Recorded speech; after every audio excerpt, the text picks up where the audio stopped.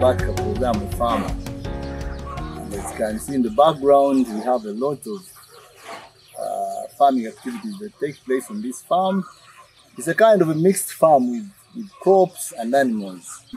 We have coffee, we have gonja, we have sweet bananas, we have chicken, we have goats, we have cows, we have macadamia nuts, we have everything that you can think of. People have looked at me as a rebel. I think people think I'm a rebel because me, I always want to do what other people have not done. When we started keeping ducks, someone came here and said, "Oh, who's going to buy these ducks?" I said, "No, we're going to buy them. The people will buy them." No, but these ducks, they can't. I said, "No, we're going to buy them." So we did, and people started coming. Chinese came and said, "Oh, we want to take them." I said, "How many do you want?" "You want 1,000?" I said, "Okay, you bring me 100 million and take them." I grow them for about 4 months and get my 100 million shillings. That's what we're doing. One of the reputable organizations that deals in coffee here came here and said, I consulted them. I said, I want to grow coffee. They said, "No, you can't grow coffee. This is a lying area. You can't." I said, "I'm going to grow it." They said, "No, you can't." They left. When they left, I went and looked at the terrain and said, "Okay." They are saying that this place is low-lying, it has a lot of water. What if I made mounds and put coffee in the mounds? I did it. And 6 months when they came and looked at my coffee, I just went away in shame and said, "You didn't know that." And you will go and look at my coffee. I worked at the CNN Center for close to 7 years. I noticed that when you arrive, the first thing they ask you, they are not going to ask you for your university degrees or whatever. They just ask you, they say, "Which project have you ever done?" Then you tell them, then they look at you and they say that. Then later they can ask you, "What is your education background?" You can say, "But that doesn't matter." If you come there and say, "I've got a PhD, I'm coming to work at the CNN," they say, No. Why did you go and teach? Because our children need people like you to teach them, so don't. So our mindset, we are really set in two different things, and as long as we don't have a mindset change, we are in trouble. If a child is coming for the farm camp, he should be able to put on his gumboots or her gumboots and go and pick coffee for a day, and that's how you understand. Then the other thing is that get the phones out of his hands, throw them there. I don't own a smartphone. I own a small phone, which is this. That's my phone. And I don't, and I'm not on WhatsApp. So not that I am telling people not to go on WhatsApp. To the habit of agribusiness and start practicing wild alley. But many skeptics think that that's not the right thing to do. What is your view on this? That people shouldn't start at an early age to get involved in this. They should come to this after university and then they start out. I grew up in the village. My father was a village peasant, village farmer. He lived in the rural area. And my duty was to wake up in the morning, go dig before I go to class. You dig, you look after goats and you look after cows. So the rest of the world, especially the developed people, they think that this is child abuse, child labor. They call it child labor. But a child is supposed to learn. So if you come to my farm and you think you are not going to, because if you come here, you must immerse yourself in the activities of this farm. So Mr. Dung, if you are planning to bring children, I would rather they come and spend time and those who think they are going to be, these people are putting children into labor, child labor. No, that's not it.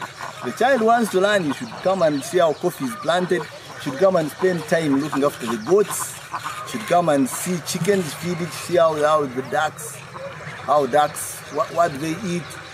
And that's it. It's my background that shaped me into what I am. I'll give you one example. I'm growing sweet bananas in this. In 1943, when my father started life with my mother, when he married my mother, my father told me he planted the sweet bananas. And from the time I started understanding, getting some knowledge to see, like I saw this growing in our banana plantation. And this was just next to our kitchen. And it would grow, and I grew up looking at it, and it continued living until when finished school, came back. This thing still is there. So I just wondered, then I heard people talk about, what do you call it? banana weed. Banana weed is killing sweet bananas. I said, but is this thing, why these people pick this thing? It has never suffered from, so I picked it and brought it here. And I planted about 2 acres.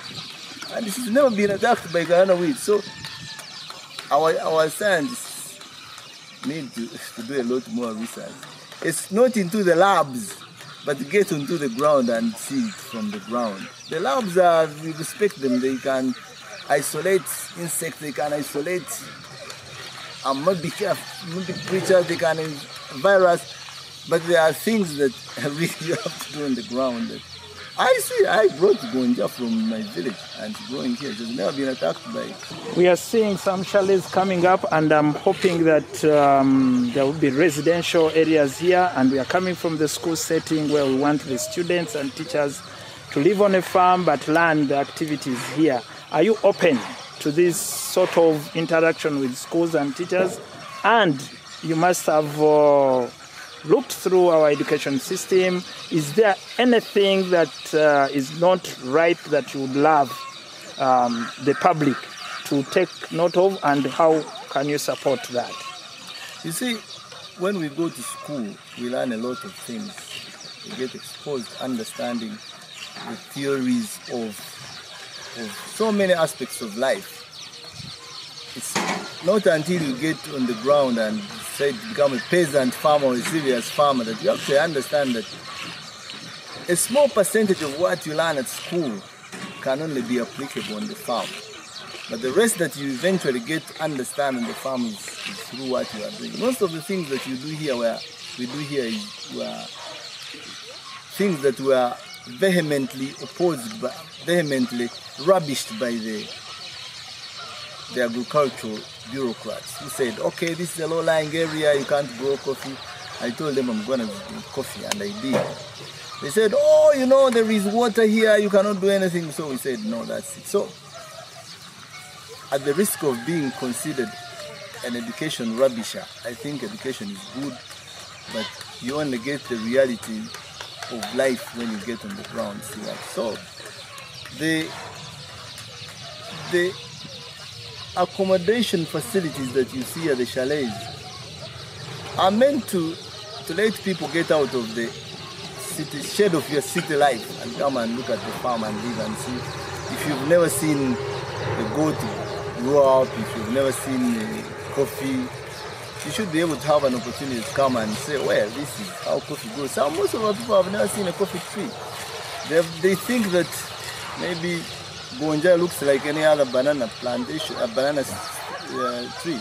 They think sweet bananas is different. Mindset change, I like defiance. We are indeed going for defiance in education system, and that's why the farm camp is here.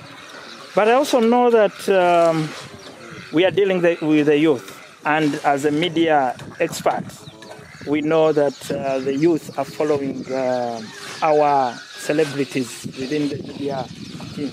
What should we be doing with the celebrities so that they portray this sort of development that we want, other than what is happening now? You see, there is what you would call technological advancement. It's a very good thing, but can also destroy mankind. Technological advancement. Today, the Google founder found Google and said, put all the data and information in Google. When you fall ill, just say, oh, I'm feeling headache. Then someone tells you, go and Google it and make yourself. So you kind of render the doctor a little bit useless because you've Googled it. Today when you are a musician, in the past you'd pick up your guitar, play guitar and whatever, but the guitar case says, okay, you can go on computer, play something, and you play for your music, and you actually listen to it. So all the you say, oh, I can sing. Just press a button and then you sing. Whatever you sing may not really rhyme to the actual basics of, the fundamentals of the music industry. You don't even know notes, you don't know anything. And then before you know it, you say you are a celebrity and you become a celebrity and people listen to you. But there is also what kind of celebrity? Celebrity is somebody who is well known. You can be a musician, you can be whatever a singer, you can be a television personality, you can be anything, you can be a teacher. But now,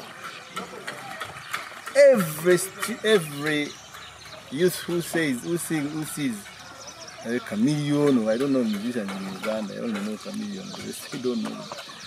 This is a chameleon, you say, oh, I can be like him. So you abandon everything, and then you want to follow chameleon's lifestyle. You don't know how you go to whatever, because you see him wearing sagging pants, say you want to wear them. That kind of following is not good. But how can we exploit it to be able to help our youth? But actually, so let's work with this man who the people are following. Bring him and say, let's interest him into farming.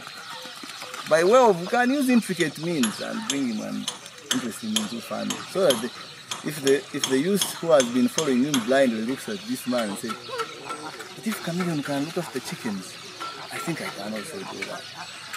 That's another thing of mindset change. If we can mindset change ourselves through that, the youth, we can exploit their popularity and bring the youth to say that after much as if they can, you can look at them digging, then you can also dig. If you look at them welding a metal, if you can look at them doing a carpentry thing, that's what we think that how we can utilize. Well, we can talk about inspiration of the youth, inspiration of the teachers, but we know that policy is very important to drive change within the education system and within the development sectors in our country. What message do you give to the leaders, policy makers in this country as far as agribusiness value chain is concerned? The problem with policy is that it is marred into by politics. So, but the people who end up doing policies are either politicians who have no idea about what is on the ground. So I would rather that the people who are into policy, people in the government, people who formulate policies, should be able to incorporate the people who are on the ground so that they are part of the policy. Otherwise, somebody is going to sit there and say, you know, if you do this because you have read it in the books, and then you end up transferring it to the whatever, but you've never practiced it. So we would rather that the policy makers should involve much more people who are on the ground. Like, for example, a teacher. The teacher knows what is supposed to, how a child is supposed to be taught. But if you are going to bring somebody who is a politician, who has been made the commissioner of schools by virtue of because he has got votes in whatever, then that's a problem. Okay, I know that it is very important to involve the policymakers and probably get them to experience, for example, the activities on the farm. Recently, I was talking to one of such policymakers, and she said, you need to organize a farm camp for us in Kenya, in South Africa, whatever. I don't think, well, that would work.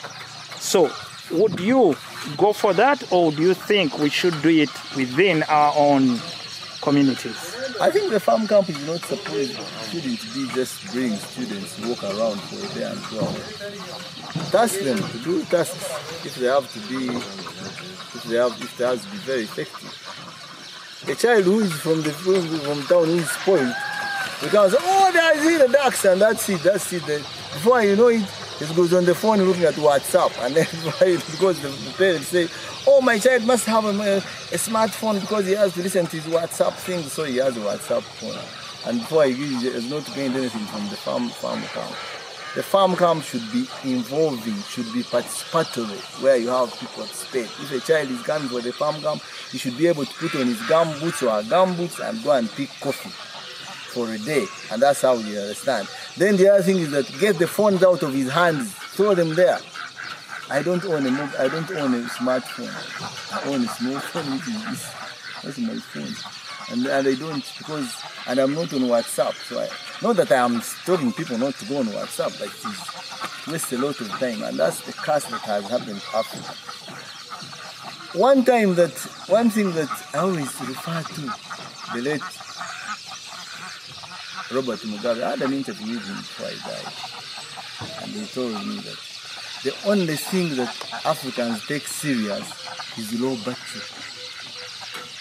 You just observe for an African the way when somebody's battery is running low, that's when you see people getting panicky. What does that tell you? You actually become slaves with the phone. So if your child is going to come for a farm camp and you want to let him come with the phone, I don't think I'll allow it. Okay, we are here to inspire the youth and to encourage them to take up whatever they are learning and go back home to do it. But we also know that their parents, maybe they don't believe in this, they don't want their children to work. What last message do you have for the parents? Well, if they don't want them to get involved, what do you do with them? Leave them. Because you see, if you are a parent and you have that kind of mentality, then you are creating a monster, and the monster will eat you later. So it's up to you. Yeah, I'm just saying, you won't force a child. You won't force a parent. There are parents who say, oh, my child is going to be seen looking after goats. Oh, that's so sad. He's being put into hard labor, child labor. No, that's not acceptable. Fine, go take your child. But you know, you are creating a monster.